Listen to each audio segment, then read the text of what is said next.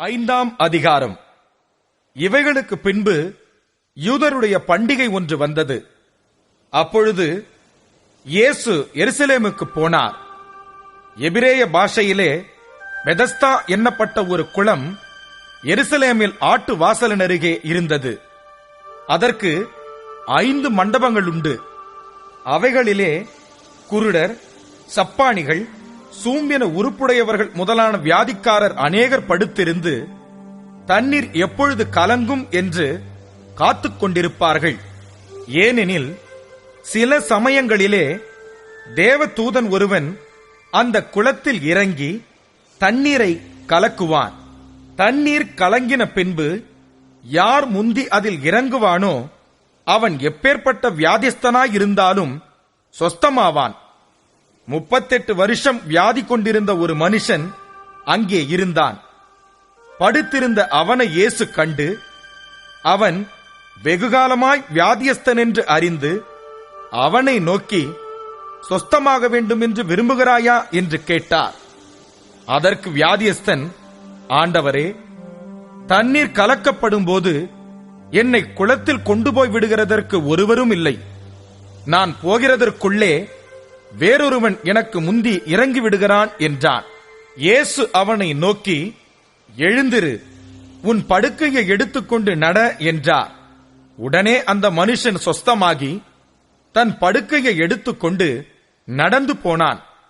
அந்த நாள் ஓய்வு நாளாயிருந்தது.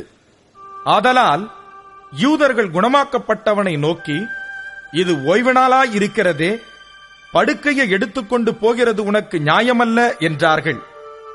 அவன் அவர்களுக்கு பிரதியுத்தரமாக, என்னை சொஸ்தமாக்கினவர் உன் படுக்கையை எடுத்துக்கொண்டு நடவென்று எனக்கு சொன்னார் என்றான். அதற்கு அவர்கள், உன் படுக்கையை எடுத்துக்கொண்டு நடவென்று உன்னுடனே சொன்ன மனுஷன் யார் என்று அவனிடத்தில் கேட்டார்கள். சொஸ்தமாக்கப்பட்டவன் அவர் இன்னாரென்று அறியவில்லை. அவ்விடத்தில் ஜனங்கள் கூட்டமாயிருந்தபடியினால் இயேசு விலகி இருந்தார். அதற்கு பின்பு இயேசு அவனை தேவாலயத்திலே கண்டு, இதோ நீ சொஸ்தமானாய், அதிக கேடானதொன்றும் உனக்கு வராதபடி இனி பாவம் செய்யாதே என்றார்.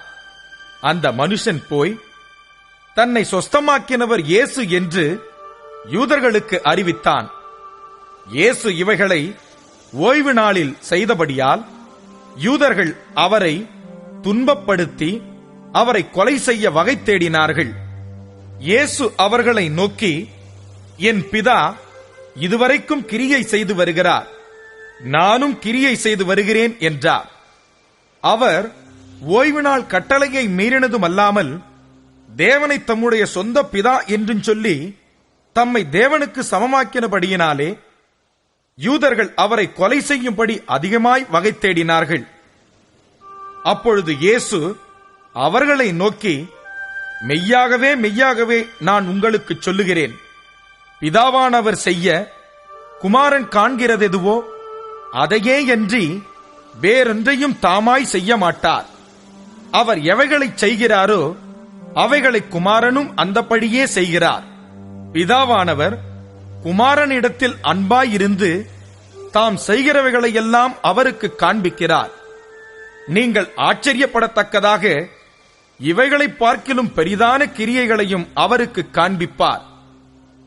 பிதாவானவர் மரித்தோரை எழுப்பி உயிர்ப்பிக்கிறது போல குமாரனும் தமக்கு சித்தமானவர்களை உயிர்ப்பிக்கிறார்.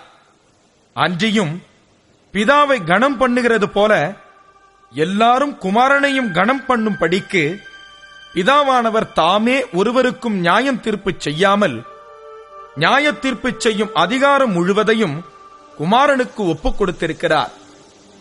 குமாரனை கனம் பண்ணாதவன் அவரை அனுப்பின பிதாவையும் கனம் பண்ணாதவனாய் இருக்கிறான்.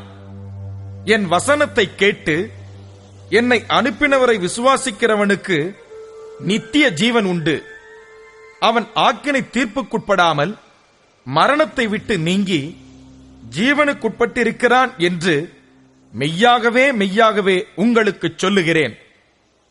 மரித்தோர் தேவகுமாரனுடைய சத்தத்தை கேட்கும் காலம் வரும், அது இப்பொழுதே வந்திருக்கிறது. அதை கேட்கிறவர்கள் பிழைப்பார்கள் என்று மெய்யாகவே மெய்யாகவே உங்களுக்கு சொல்லுகிறேன். ஏனெனில் பிதாவானவர் தம்மில் தாமே ஜீவனுடையவராய் இருக்கிறது போல குமாரனும் தம்மில் தாமே ஜீவனுடையவராய் இருக்கும்படி அருள் செய்திருக்கிறார். அவர் மனுஷகுமாரனாய் இருக்கிறபடியால் நியாய தீர்ப்பு செய்யும்படிக்கு அதிகாரத்தையும் அவருக்கு கொடுத்திருக்கிறார். இதை குறித்து நீங்கள் ஆச்சரியப்பட வேண்டாம். ஏனென்றால் பிரேத குழிகளில் உள்ள அனைவரும் அவருடைய சத்தத்தை கேட்கும் காலம் வரும்.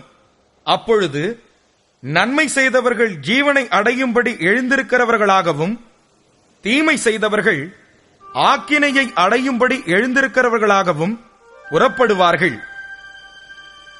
நான் என் சுயமாய் ஒன்றும் செய்கிறதில்லை. நான் கேட்கிறபடியே நியாயம் தீர்க்கிறேன். எனக்கு சித்தமானதை நான் தேடாமல் என்னை அனுப்பின பிதாவுக்கு சித்தமானதையே நான் தேடுகிறபடியால் என் தீர்ப்பு நீதியாயிருக்கிறது. என்னை குறித்து நானே சாட்சி கொடுத்தால் என் சாட்சி மெய்யாயிராது. என்னை குறித்து சாட்சி கொடுக்கிறவர் வேறொருவர் இருக்கிறார். அவர் என்னை குறித்து கொடுக்கிற சாட்சி மெய்யான சாட்சி என்று அறிந்திருக்கிறேன். நீங்கள் யோவானிடத்தில் ஆள் அனுப்பி விசாரித்தீர்கள். அவன் சத்தியத்திற்கு சாட்சி கொடுத்தான். நான் ஏற்றுக்கொள்ளுகிற சாட்சி மனுஷருடைய சாட்சி அல்ல. நீங்கள் ரட்சிக்கப்படுவதற்காகவே இவைகளை சொல்லுகிறேன். அவன் எரிந்து பிரகாசிக்கிற விளக்காயிருந்தான். நீங்களும் சில காலம் அவன் வெளிச்சத்திலே கலிகூற மனதாயிருந்தீர்கள். யோவானுடைய சாட்சியை பார்க்கிலும் மேன்மையான சாட்சி எனக்கு உண்டு. அதென்னவெனில், நான் நிறைவேற்றும் படிக்கு பிதாவானவர் எனக்கு கற்பித்ததும் நான் செய்து வருகிறதுமான கிரியைகளே பிதா என்னை அனுப்பினார் என்று என்னை குறித்து சாட்சி கொடுக்கிறது. என்னை அனுப்பின பிதா தாமே என்னை குறித்து சாட்சி கொடுத்திருக்கிறார். நீங்கள் ஒரு காலம் அவர் சத்தத்தை கேட்டதும் இல்லை, அவர் ரூபத்தை கண்டதும் இல்லை. அவர் அனுப்பினவரை நீங்கள் விசுவாசியாதபடியால் அவருடைய வசனம் உங்களில் தரித்திருக்கிறதும் இல்லை. வேத வாக்கியங்களை ஆராய்ந்து பாருங்கள். அவைகளால் உங்களுக்கு நித்திய ஜீவன் உண்டென்று எண்ணுகிறீர்களே. என்னை குறித்து சாட்சி கொடுக்கிறவைகளும் அவைகளே. அப்படி இருந்தும் உங்களுக்கு ஜீவன் உண்டாகும்படி என்னிடத்தில் வர உங்களுக்கு மனதில்லை. நான் மனுஷரால் மகிமையை ஏற்றுக்கொள்ளுகிறதில்லை. உங்களில் தேவ அன்பு இல்லை என்று உங்களை அறிந்திருக்கிறேன். நான் என் பிதாவின் நாமத்தினாலே வந்திருந்தும் நீங்கள் என்னை ஏற்றுக்கொள்ளவில்லை. வேறொருவன் தன் சுய நாமத்தினாலே வந்தால் அவனை ஏற்றுக்கொள்வீர்கள். தேவனாலே மாத்திரம் வருகிற மகிமையை தேடாமல் ஒருவரால் ஒருவர் மகிமையை ஏற்றுக்கொள்ளுகிற நீங்கள் எப்படி விசுவாசிப்பீர்கள்? பிதாவினிடத்தில் நான் உங்கள் மேல் குற்றஞ்சாட்டுவேன் என்று நினையாதிருங்கள். நீங்கள் நம்புகிற மோசேயே உங்கள் மேல் குற்றஞ்சாட்டுவான். நீங்கள் மோசேயை விசுவாசித்தீர்களானால் என்னையும் விசுவாசிப்பீர்கள். அவன் என்னை குறித்து எழுதியிருக்கிறானே. அவன் எழுதின வாக்கியங்களை நீங்கள் விசுவாசியாமல் இருந்தால் நான் சொல்லுகிற வசனங்களை எப்படி விசுவாசிப்பீர்கள் என்றார்.